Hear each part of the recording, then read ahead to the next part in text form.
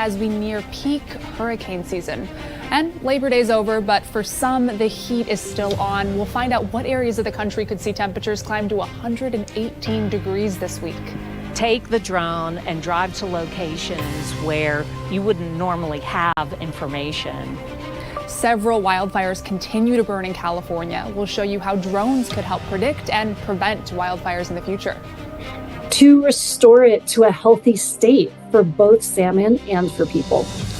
And the largest dam removal project in the country is finished. We'll find out what this means for local salmon populations.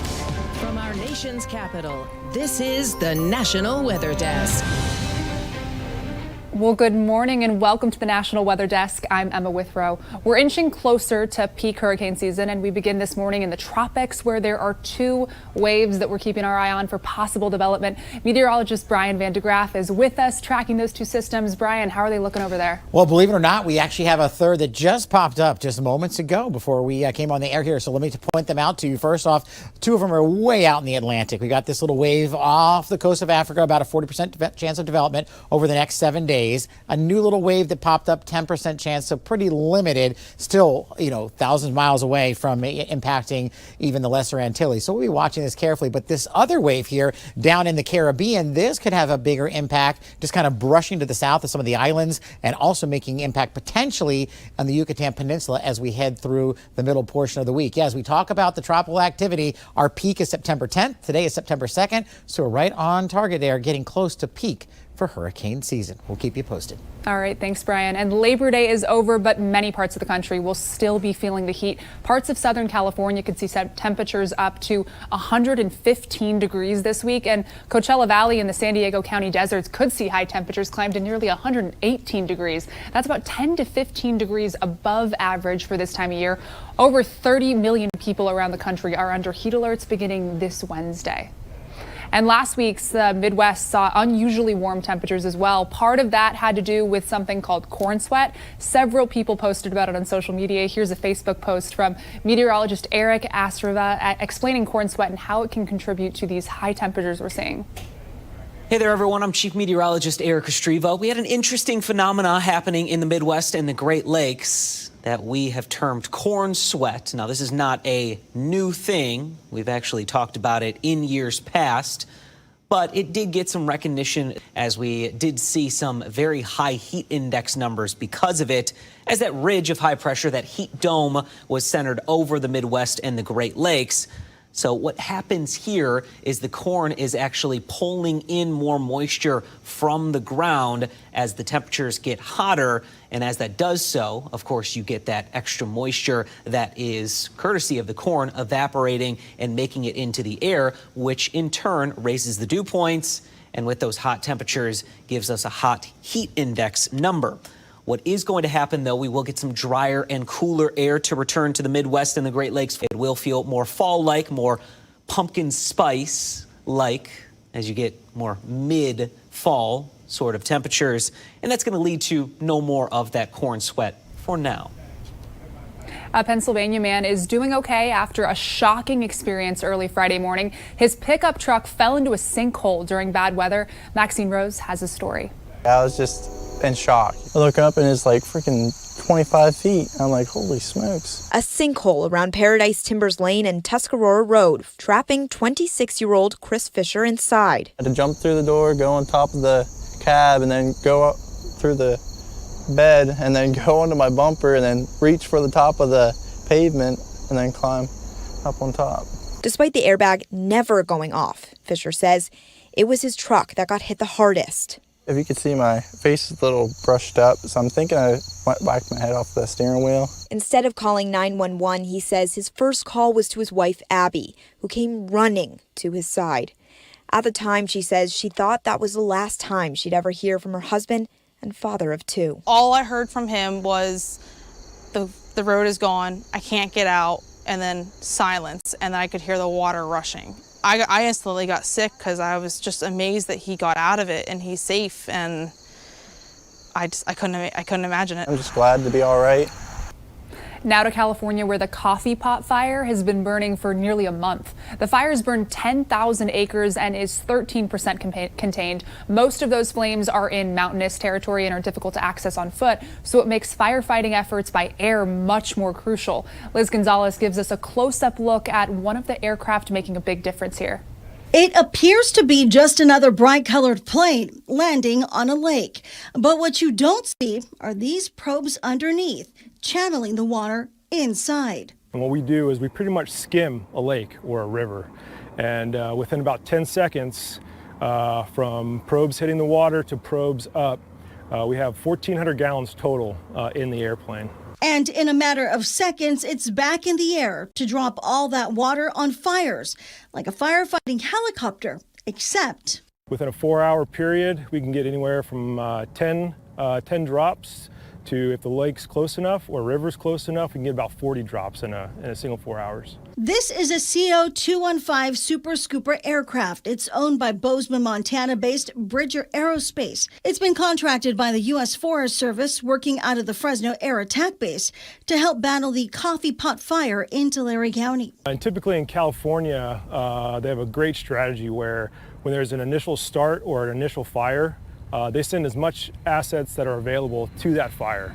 Bridger Aerospace has a fleet of 6 of these types of planes fighting fires across the United States and Canada. Look closely and you'll spot both flags.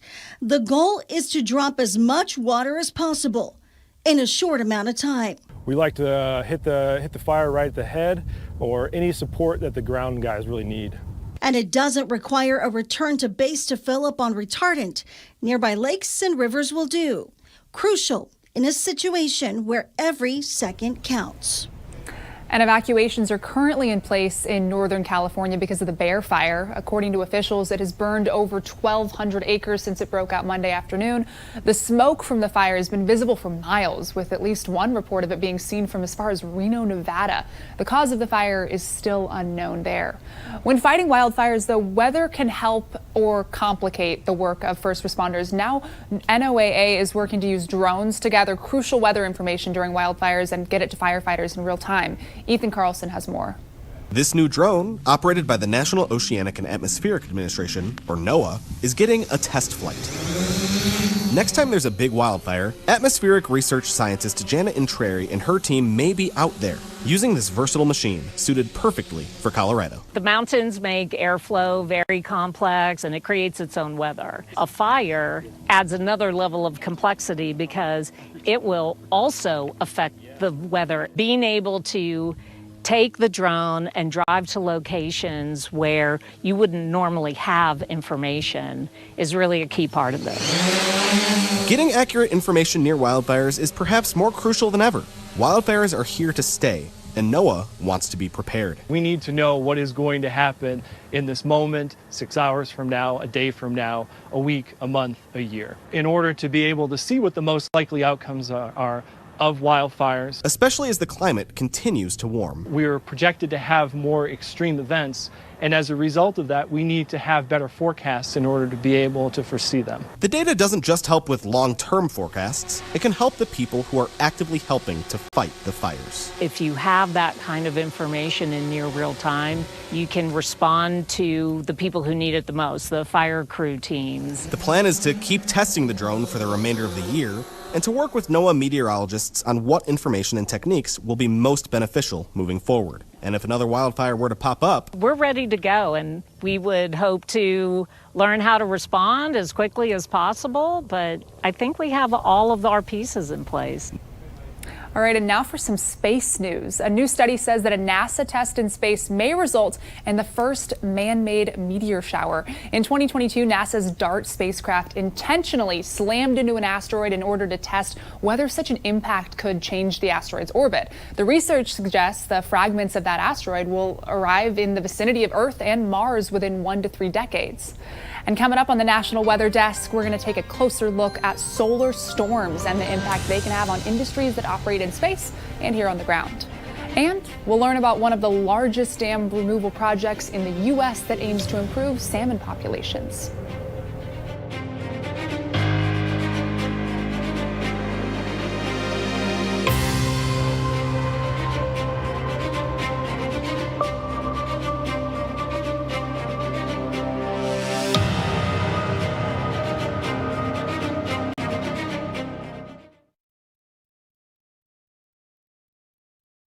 I'm meteorologist Emily Stanton. Let's take a look at the highs today for the Northeast. We're looking at temps mostly in the low 70s for New England and portions of New York, down New Jersey too. 68 degrees up in Caribou, Maine. Now we're staying mostly clear, and that'll be the trend the next couple of days as we head towards the 1 o'clock hour.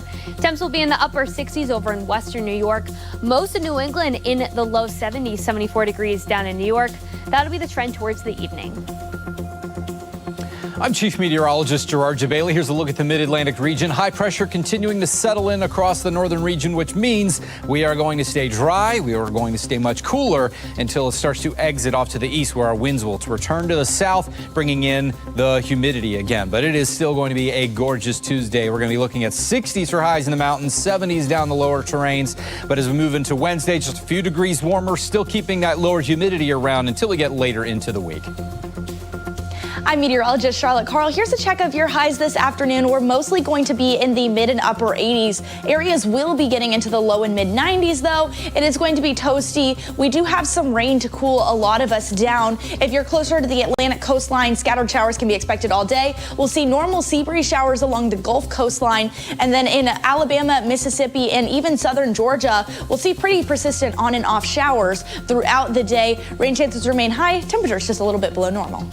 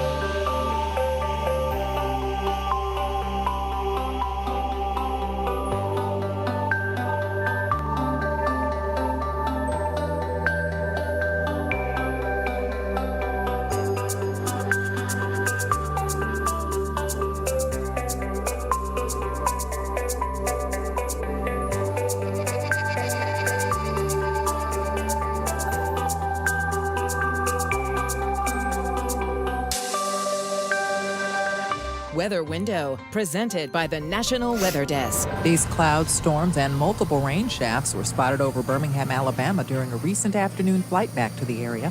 And look closely at this sunset time lapse and the halo that seems to follow the light. Halos form in the presence of thin cirrus clouds when sun or moonlight refracts off ice crystals in those clouds. Want to see your weather photos and videos on TV? Click Chime In on this station's website to share. Last month, the Northern Lights really put on a show, mostly due to solar storms. While solar storms frequently bring the possibility of seeing the Northern Lights, these storms pose an actual risk to many industries that operate in space and here on the ground. Meteorologist Garen Heed has more. From outer space to on the ground, solar storms can certainly pose risks from everything to the power grid to agriculture. And earlier this year, we heard from farmers talking about how some of the heavy rains did delay some of their planting efforts, but a few also had equipment issues due to GPS errors and outages. And due to a G5 solar storm in early May, this is the highest category on the solar storm scale. It was one of the strongest ones we've seen actually since about 1989, while the last G5 category storm itself back in 2003. The way that solar storms impact farmers is by disrupting those GPS signals to equipment, since GPS determines where they're at through the use of 4 different satellites, essentially triangulating the time it takes to send and receive that signal, thus determining precise location to within feet and even some down to about an inch for some farm equipment. These things are timed down to the billionth of a second. These signals going back and forth between the satellites in the network and the user. So what this geomagnetic storm does is it changes the structure of the atmosphere that these signals are going through. And that increases that delay, that timing that needs to be so precise, and that results in accuracy errors. So what happened in May is that storm escalated quickly. It changed that structure of the atmosphere very fast. And of course, when that happens, these satellites are constantly calibrating to account for those atmospheric changes due to all kinds of factors. But solar storms can create errors rather rapidly, creating some of those GPS errors themselves from a few feet to as much as a few hundred in very severe cases, putting things like seed and fertilizer in wrong locations, which of course could result in thousands of dollars of losses down the road. Sean says the best way for farmers to prepare is to stay up to date on your local forecast and solar storm activity, and make sure to check your GPS equipment for any accuracy errors before heading out into the fields. A huge dam removal project is finished in Northern California to allow salmon to swim freely on the Klamath River. It's a first in more than 100 years, and Rudy Aguado has a story. The Iron Gate, the fourth and final dam in the Klamath Dam removal project, was breached. Salmon will now swim freely in the Klamath River for the first time in over a century, as the largest dam removal project in U.S. history nears completion. This is a huge moment, not just for the environment and for salmon, but for also the tribes. This accomplishment is the result of relentless and dedicated advocacy by the tribes in the Klamath River to restore it to a healthy state for both salmon and for people. A national movement to let rivers return to their natural flows, restoring ecosystems for fish and other wildlife. Everybody agrees that having clean, healthy sources of water for the environment and for people is a priority to everyone. And these dams created algal blooms, they depleted oxygen, they raised temperatures, and all of these things came together to create a fairly routine public health crisis year after year. The removal of the Klamath River Dam is described as a historical moment, a significant achievement for the environment, salmon, and local tribes. I'm relieved that we're removing a source of risk to this community and at the same time accomplishing something that's really going to restore the health of the watershed. Officials in Rhode Island are concerned about an elevated risk of diseases that can spread by mosquito bites. So they're encouraging residents to take precautions to stay safe. Temi Tope-Adeleye reports. Mosquitoes can carry dangerous illnesses like the Eastern equine encephalitis and West Nile virus, which can be very harmful to humans. The most recent mosquito samples collected earlier this month did not find any mosquitoes carrying diseases. But previous testing has shown a significant risk here in Washington County and an elevated risk level throughout Rhode Island. Previously this season, Rhode Island confirmed 17 EEE virus findings and 5 WNV findings. So the state is now recommending what's called smart scheduling to prevent bites. They're asking cities and towns to consider rescheduling games, practices, and other outdoor activities that would happen during early morning or dusk hours to earlier in the afternoon or indoors. It's a pretty good idea. I mean, it's not always the easiest thing to execute because there's not a ton of fields around, but if you can avoid those peak dusk hours where the mosquitoes are everywhere, then everybody will be a lot safer. 89 years ago, a hurricane made landfall in the Florida Keys that washed away the railroad that used to connect the islands to the mainland. On one of those rail cars were hundreds of World War I veterans that were living and working in the Keys at the time. Emily Gracie spoke to meteorologist and train expert Les Still about the devastating impact of the Labor Day hurricane of 1935. So they decided with this work progress project that they would send these bonus Army World War I veterans down there. And at one time, there were about 700 vets down there in the Keys working on these work progress camp projects. So what happened next? Because in 1935, we didn't have radar. We weren't using satellites. This thing is coming. Yeah, they started getting word like a day or two prior over in the Bahamas that, a storm had come through. And a lot of people in the Keys, they were a lot more weather aware, just observing it than we are nowadays. They would watch the barometer. So when they started seeing the pressure starting to fall, that's when they knew, okay, it's time to, put up the hurricane shelters and, board up the windows.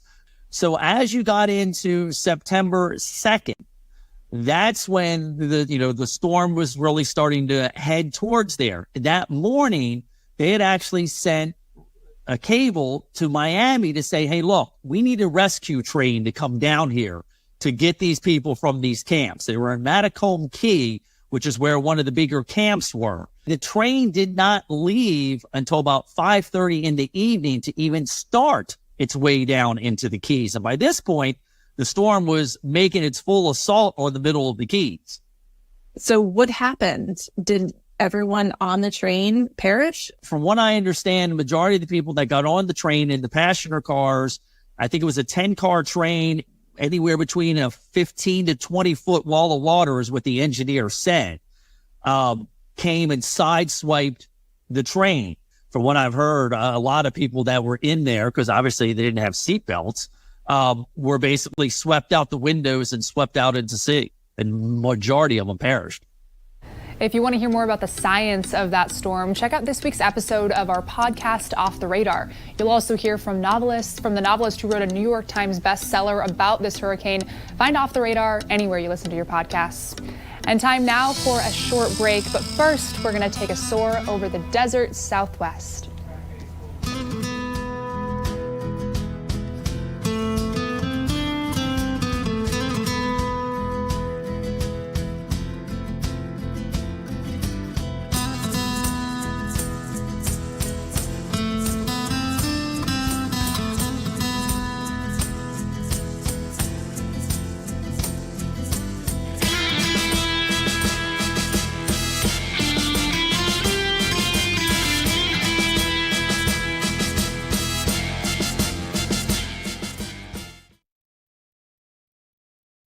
Good Tuesday morning, everyone. I'm meteorologist Andrew Buck-Michael. Starting to get some heat to build out to the west here in the Dakotas. The rest of the Midwest staying pretty comfortable for the day today. A lot of 70s closer to the Great Lakes.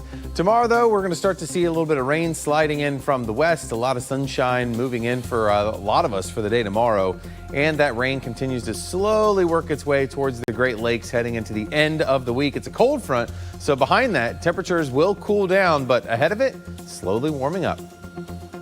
Good Tuesday morning. I'm meteorologist Joe DiCarlo. A look at your forecast across the region. Continued unsettled weather across Texas from the Red River all the way into the Rio Grande Valley. It's showers and thunderstorms scattered through the day on your Tuesday. Look at these temperatures, 70s and 80s across the Lone Star State. Upper 70s for Oklahoma, mid 80s from Arkansas into Louisiana. As we head into your Wednesday, we'll continue to see those scattered showers and thunderstorms across a good portion of Texas, and we'll keep temperatures slightly below average.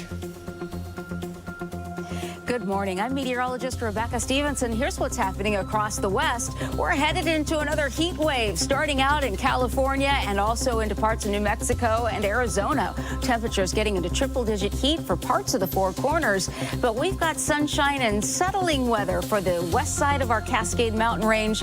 However, to the east, the wind is really picking up and bringing in wildfire danger, critical conditions because of the dry conditions and the wind, along with that extreme heat to the south. That's the scene from here.